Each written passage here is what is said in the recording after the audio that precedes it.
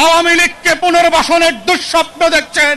আওয়ামী লীগ যেভাবে বাংলার ইতিহাসে মুসলিম লীগ হয়ে গেছে, যারা আওয়ামী লীগকে পুনর্বাসনের চেষ্টা করবে, যারা সংস্কারের বদলে, বিচারের বদলে আওয়ামী লীগের নেতাদেরকে গ্রেফতার করবার বদলে লুটপাটের রাজতন্ত্র কায়েম করছে, তাদেরকেও মনে করিয়ে দিতে চাই, মুসলিম লীগের ইতিহাস থেকে শেখেন।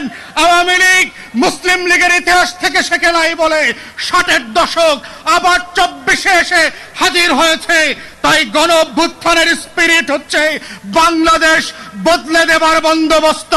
গণ অভ্যুত্থানের স্পিরিট হচ্ছে নতুন করে বাংলাদেশকে ফ্যাসিবাদ মুক্ত বাংলাদেশ গড়বার প্রত্যয় তৈরি করা। গণ অভ্যুত্থানের স্পিরিট হচ্ছে সংস্কার এবং পরিবর্তন। গণ অভ্যুত্থানের স্পিরিট হচ্ছে গণতদন্ত কমিশন করে আমার 1700 শহীদের